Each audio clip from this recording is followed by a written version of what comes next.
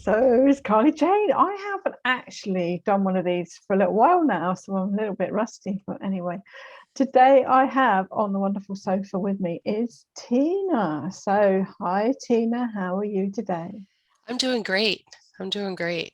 So, how are you Good. doing? You doing Yeah, okay? I'm good. Good. It's funny, we're both in blue. I don't even notice, but I know, right? I got the memo. feeling the blue, definitely Yeah, feeling the blue. yeah. So, I've been asking all the others, kind of, we're talking about spiritualism, we're talking about being connected, we're talking about awakenings, any shifts. So, we want to know, where did all this start with you? How far back do we go? Um, Pretty much born this way. I was an empath my whole life, had absolutely no idea what that meant. All I knew is that I cried a lot. And I have three sisters, and they loved to tease me because I cried a lot. And as time went on, I remember like I would know things, and people would sit there and they'd be like, "How do you know that?" And I'd be like, "I don't know, I just do." And so, I kind of got to be, "Oh, you're such a know-it-all," which wasn't nice, but it was true. And I actually got to a point in my life where my hands would start shaking for absolutely no reason. And 3 days later, something would happen. Well, And it scared me to the point where I said, "I don't know what this is, but I don't want it. Please take it away," because whatever would happen wasn't always a positive thing. I mean, eventually it ended up being a positive thing, but at the time it just felt like, "Oh no, something bad's going to happen and I don't want to know about it." And so they actually did take it away. mhm. And there were key moments in my life where, for no reason at all, I would know something was going to happen. And words would come out of my mouth, and I'd be like, "Oh my God, this is going to happen." And they're like, "No, it's not. No, it's not." And I'm like, "Yeah, it is." And of course, then it did. And so that kind of freaked me out. As time went on, I was always interested in the spirit world. How does it work? Why is it here? Why am I here? And I got into Christianity. I became a born again Christian. I got disillusioned, I'll be honest, because there were so many rules and regulations and do's and don'ts. And actually, what they were telling me is that who I was as a person was evil because of what I knew. And how do you know? And I've always had a desire to do tarot card readings.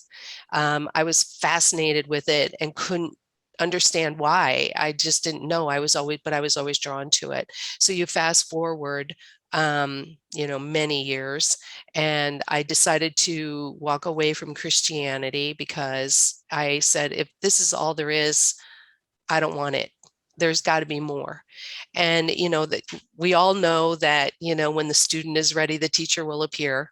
And that's exactly what happened. Different things would come to my email where I don't even know how it all happened, but it did. And one of the things for like on Facebook, they're notorious for their questions. Are you such and such? And so I saw one that says, "Are you an empath?" And I went, "Oh, that looks like fun. I'll click on that." And like 99% of the questions that they asked, I said yes to. And I went, "Oh my gosh." And so that was like a very eye-opening experience for me that explained who I was as a person. And then I did all this research on it to find out, what does it mean to be an empath? How can I stop all of these energies from coming at me, and processing them? Because it felt like I seriously got to a point in my life where I couldn't go into a grocery store without, like I would start to go into the grocery store, know what it was I needed. And the second I walked through the door, I didn't know why I was there. I was in such a brain fog. And It got so bad at one point. I have 3 children, and all my kids would sit there and go, "Mommy, just write it down, write down what you need." And I said, "Okay." And then I'd forget the paper. And, because obviously we didn't have cell phones back then.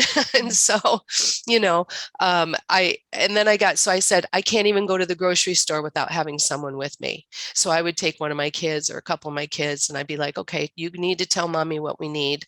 And I would literally take them down the aisles. I mean, I remember specifically one time standing there staring at a wall of cans, going, "Why am I here?" I mean, that's how bad it was. And so I don't know what I ended up doing to shift that for myself.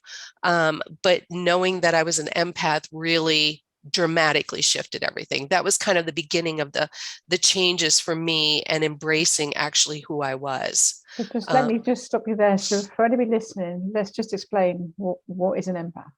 Oh, an empath. Okay. I like to describe it as a person who is ultra sensitive. We feel things way times deeper than everybody else.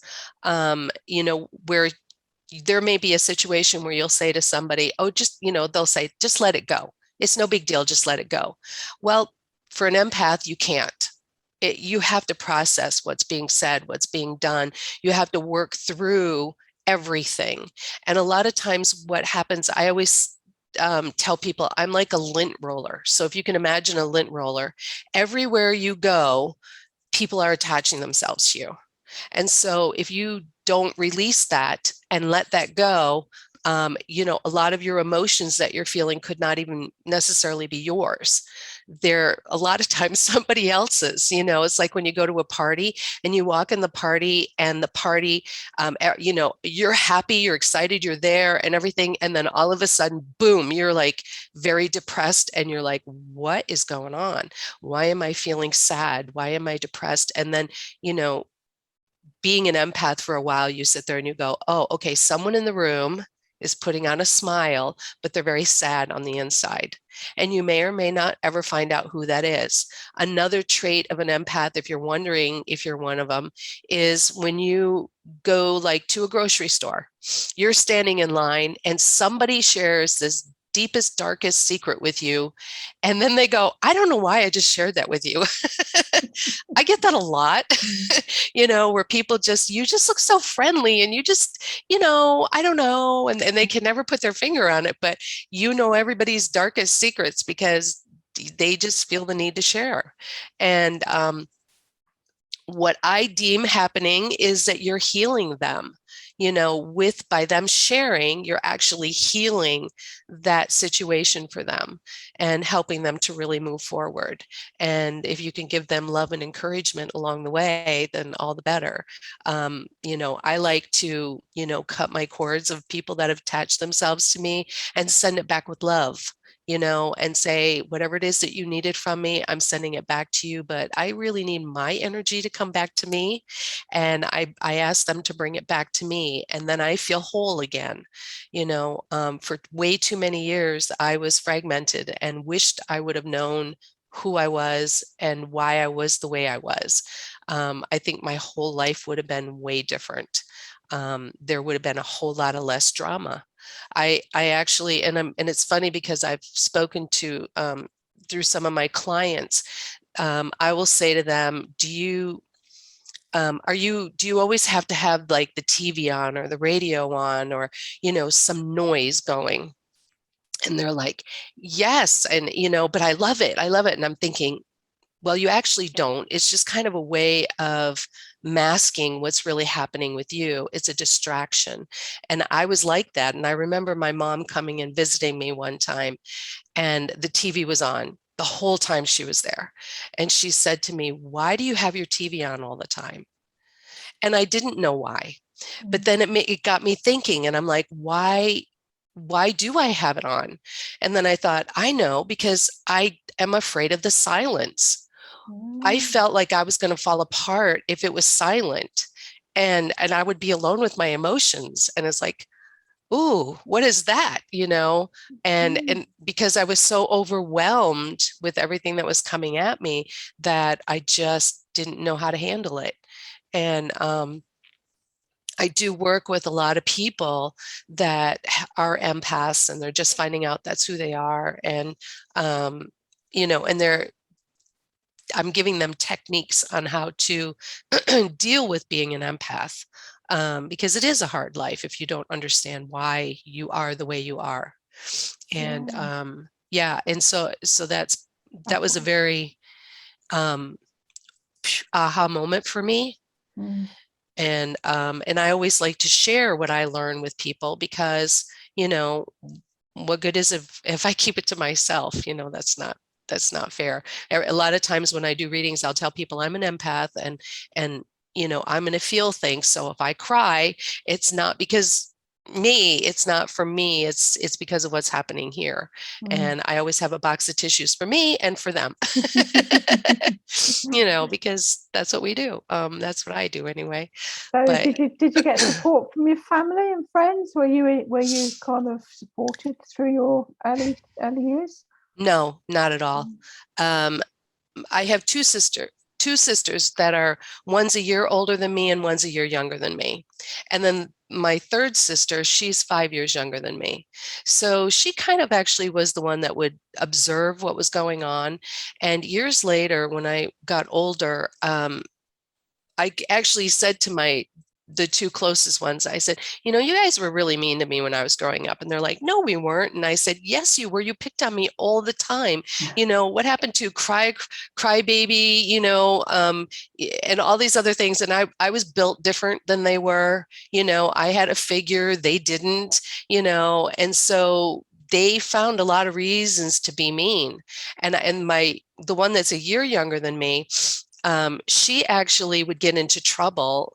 And I felt like I was the one getting into trouble. And I didn't do anything. If you talk about goody two shoes, you're looking at her. I think I wrote the book on it. But yeah. And so, even years later, we talked about that. And I ended up staying with my younger sister.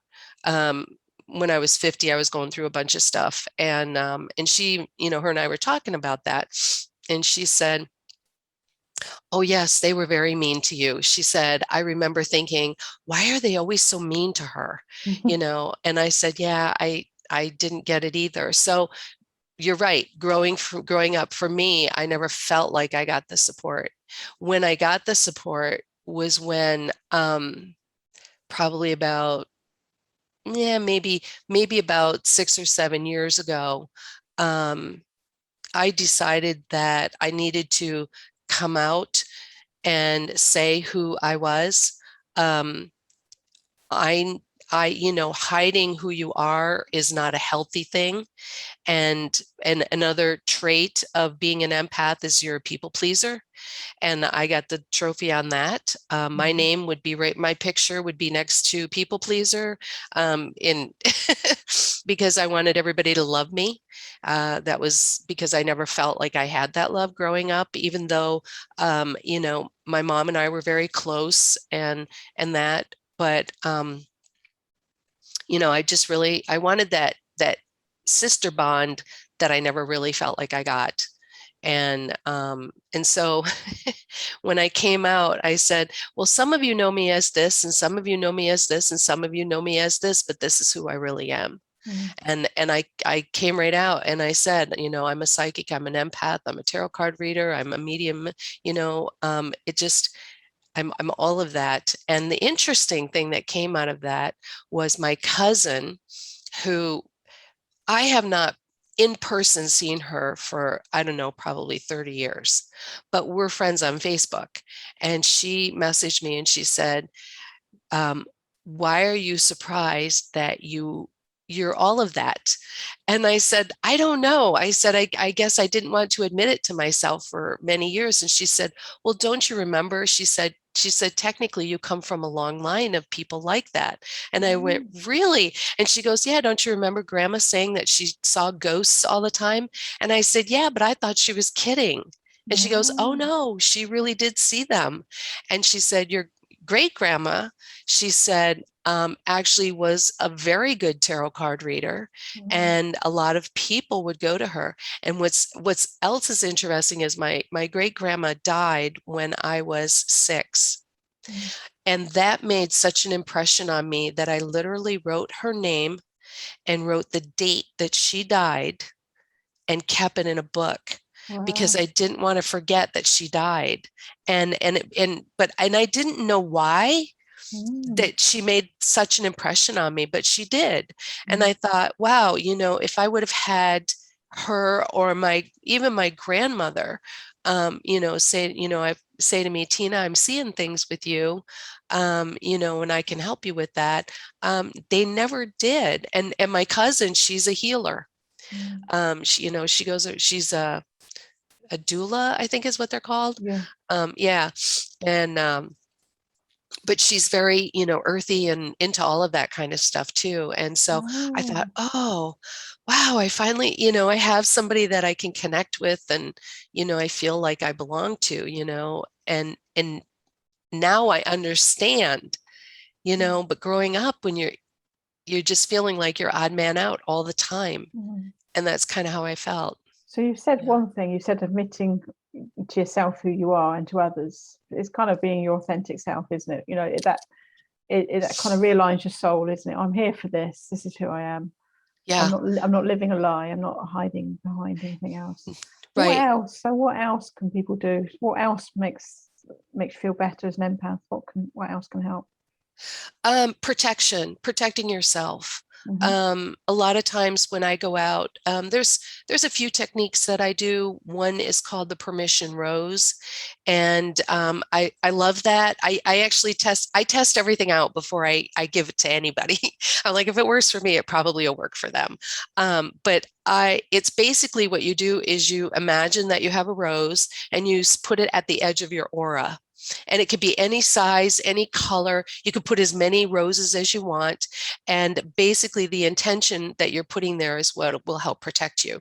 And a lot of times before I go out, I will say, I'm putting this rose here to keep people from getting too close to me. Or if there's a specific person that I know I'm going to run into, I'm putting it here so I don't run into that person.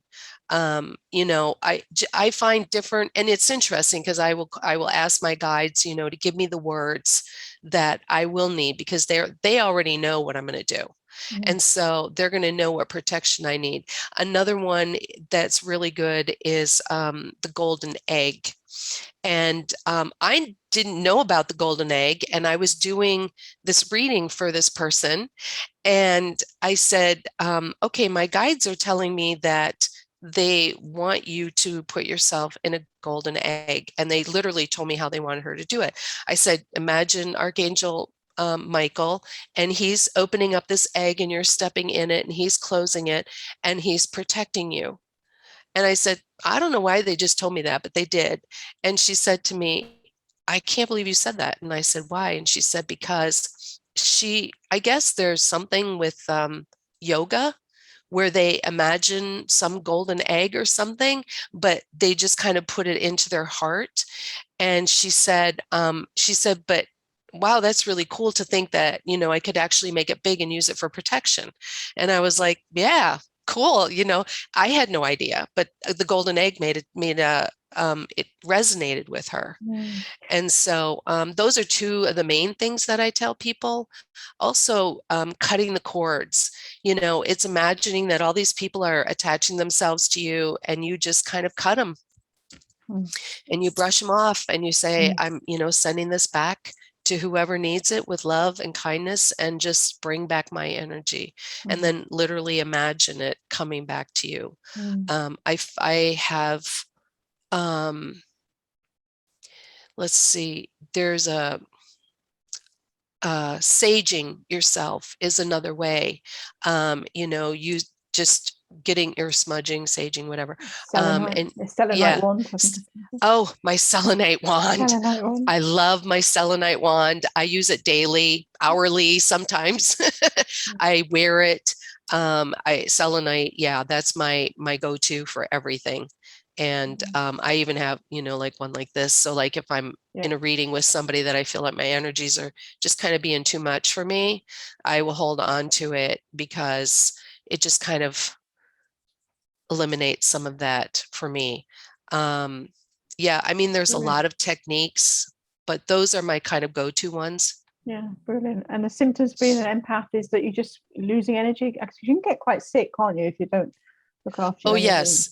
And it's interesting you should say sick because when you're not true to who you really are as a person, Mm, things manifest themselves in your health. mm, And I actually ended up in the hospital 3 times. They thought that it was my heart, which they put me on medication. It did nothing for me, yeah, and they wanted me to stay on it. And I asked, when I questioned them, they panicked and didn't know why. And I said, because I still have the problem. I actually work with a Chinese doctor. I was up north, and my one sister, my baby sister, lived down here. And so I went to stay with her because she would take me to the Chinese doctor. And I said, I feel like it's all stress. And he said, you're right. That's mm, exactly what it is. And of course, they just changed my formula and tweaked it a little bit, did some, I do some Qigong to help with that. I also do, he does acupuncture and stuff like that. And I find that if you can shift your energy, right? Then that helps. And like right now, I'm super congested. I'm sure you can tell. And I'm like asking myself, why am I super congested? And then I'm like, I know why I'm super congested because we're thinking about moving, and that alone, ignites, things in you. But I keep telling myself my guides are in charge, and whatever happens, happens.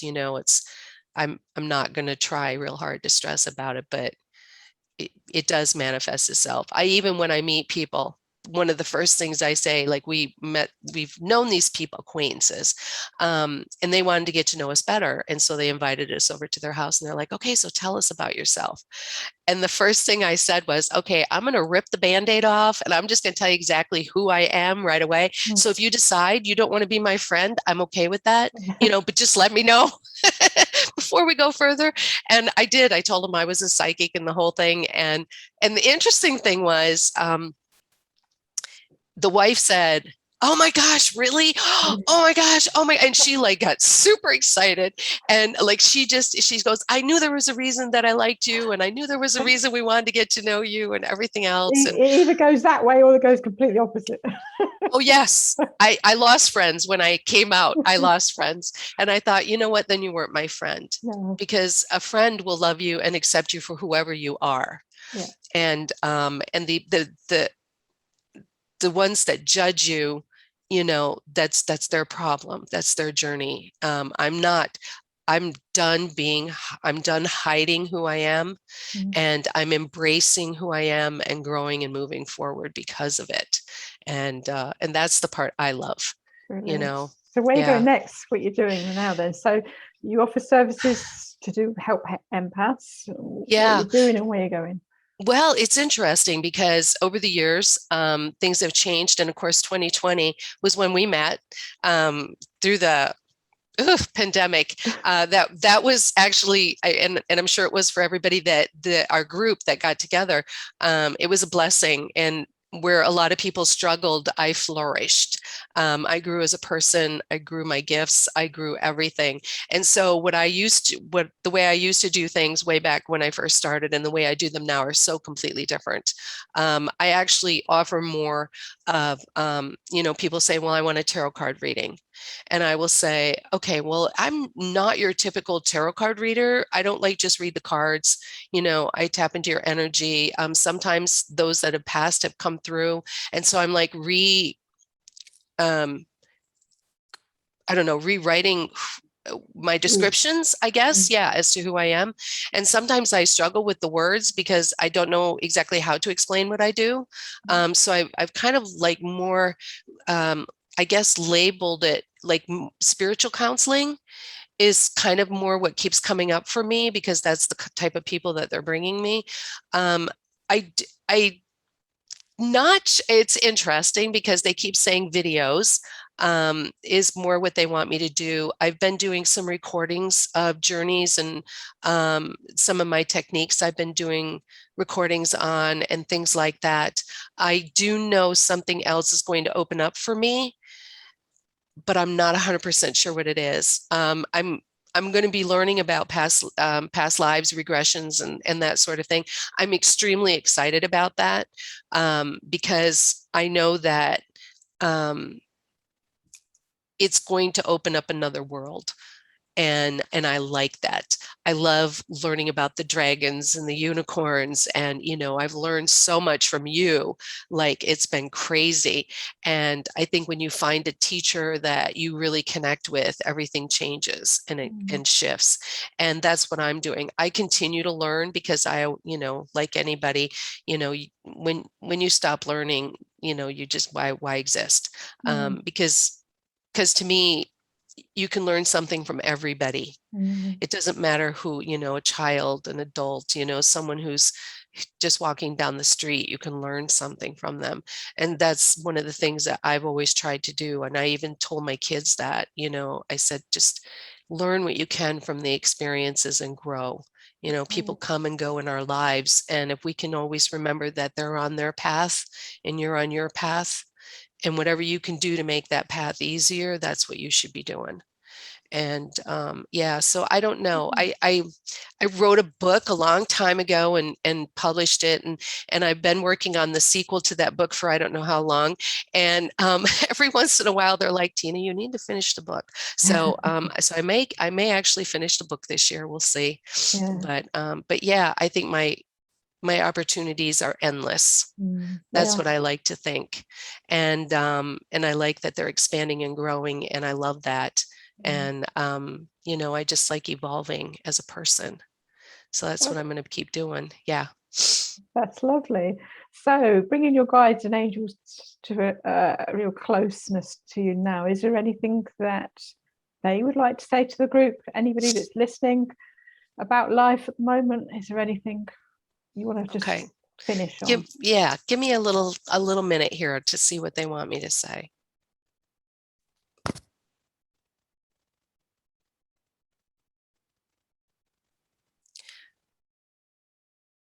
Everything is love.